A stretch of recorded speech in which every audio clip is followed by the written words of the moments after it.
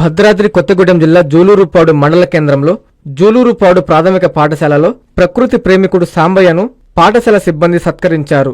ఈ సందర్భంగా పాఠశాల ఉపాధ్యాయులు సీతారాములు మాట్లాడుతూ విద్యార్థులకు మొక్కలు నాటకపోతే జరిగే అనర్థాల గురించి విద్యార్థులకు వివరించారు. అలాగే ముందు తరాలకు ఆక్సిజన్ కావాలంటే ప్రతి ఒక్కరూ మొక్కలు నాటాలని విద్యార్థులకు తెలియజేశారు. ఈ కార్యక్రమంలో పాఠశాల ఉపాధ్యాయులు, సిబ్బంది, విద్యార్థులు పాల్గొన్నారు.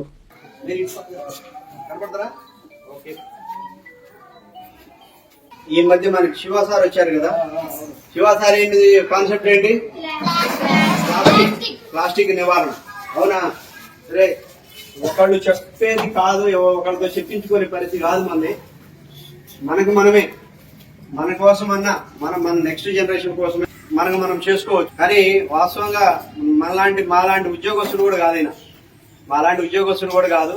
రోజువారీ పని చేసుకుంటూ ఆయనకు వచ్చే డబ్బుల్లో 60% కుటుంబానికి, మిగతా 40% సమాజం కోసమో మొక్కలు నాటడం కోసం అనేటువంటి విషయము అది ఆషామాషి విషయం అది కాదు. దాన్ని గవర్నమెంట్ గుర్తించాలి, ప్రభుత్వం గుర్తించి కూడా ఇంకొద్ది ప్రోత్సాహం అంటే ఆయన చేసే పనిలో తోడ్పాటు, గవర్నమెంట్ పరంగా కూడా కొంత తోడ్పాటు చేస్తే బాగుంటుందని మనస్ఫూర్తిగా కోరుకుంటున్నాను. మీరు ప్రభుత్వం దృష్టిలో పడాలని మనస్ఫూర్తిగా కోరుకుంటున్నాను. వనజీవి రామయ్య గారు దగ్గర ఆయన వయసులో ఉన్నప్పటి నుంచి దగ్గర 60 సంవత్సరాలు 70 సంవత్సరాల వయసులో చనిపోయారు. ఆయన పోయిన 2 సంవత్సరాల క్రితం గవర్నమెంట్ గుర్తించింది, పద్మశ్రీ అవార్డు ఇచ్చింది. ఎన్ని సంవత్సరాలు, దగ్గర 40-50 సంవత్సరాల పాటు ఆయన కృషి చేసింది మామూలు విషయం కాదని మన బుక్స్ లో ఉన్నాయి. తెలుసారా మీకు? మన బుక్స్ లో ఇచ్చారు. వనజీవి రామయ్య గురించి మన సిలబస్ లో చేర్చారు. కానీ దురదృష్ట విషయం ఏంటంటే మంచి చేసేవాళ్ళకి తొందరగా గుర్తింపు రాదు. ఇది వాస్తవం. మంచి చేసేవాళ్ళకి గుర్తింపు తొందరగా రాదు. ఈ మిగతా చేసేవాళ్ళ ఎమ్మటే గుర్తింపు పొందుతారు, వృద్ధిలోకి వస్తారు.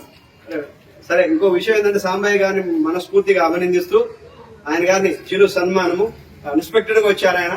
లేకపోతే మంచి, ఈసారి ఖచ్చితంగా నెక్స్ట్ టైం మీరు మళ్ళీ జూన్ లో కానీ లేకపోతే మళ్ళీ నవంబర్ లోనో డిసెంబర్ లో రండి. మళ్ళీ ఒక్కసారి మా పిల్లలతోటి నేను మా పిల్లలకి చెప్పా, అరే మీ బర్త్డేకి కేక్ కట్ చేయడం పర్వాలేదురా, ఒక మొక్క నాటండి. చెప్పారా లేదా? అది చేయండి చాలు. కేకులు కట్ చేస్తే తినేసి అయిపోతుంది. కానీ ఒక మొక్క నాటితే పెద్దగా అయిపోతే అప్ప నేను నాటిది చెట్టు కదా అని చెప్పి గర్వంగా ఉంటది. ఎవరికి చెప్పుకోవాలని అవ్వలేదు. చూస్తే ఆ లోపల తృప్తి, ఆత్మతృప్తి ఉంటది. ఓకే, ఆత్మసంతృప్తి అంటారు కదా. సరే, ఇది నేను పెంచుకునే చెట్టు, నేను వేస్తే పెరిగిన చెట్టు అని ఒక ఆత్మసంతృప్తి ఉంటుంది. చూసారా? అది అద్భుతంగా ఉంటది. ఓకేనా? కాబట్టి గుర్తుపెట్టుకోండి, కోతులు ఉన్నాయి అయినా వేస్తూనే ఉండాలి. మనం వేస్తా ఉంటే కొన్ని వస్తాయి పైకి, కొన్ని పోయినాయి, కొన్ని నాశనం చేసినా కొన్ని పైకి వస్తాయి. కాబట్టి మీరు ఖచ్చితంగా మీ ప్రతి పుట్టినరోజుకి ఒక పుట్టినరోజుకి చెట్లు, పెద్ద చెట్లే అసలు మొక్కలు వేసుకున్నా చాలు. ఇంట్లో ఫ్లవర్స్, పూల మొక్కలు కానీ చిన్న మొక్కలు వేసుకున్నా అది ఆక్సిజన్ ఇస్తుంది. పెద్ద చెట్లే కాదు కదా, చిన్న మొక్కలు కూడా ఆక్సిజన్ ఇస్తాయి. కాబట్టి మీ పుట్టినరోజు గుర్తుగా మీరు ఈ పని చేయాలి. ఓకేనా? చేస్తారా? నెక్స్ట్ ఎనగాలు వచ్చే టైంకి మేము ఇగో పలానా మొక్క వేసినాం సార్, ఇగో మా మొక్క ఇంత పెద్దగా అయిందని మీరు చెప్పాలి. ఓకేనా? Right, thank you.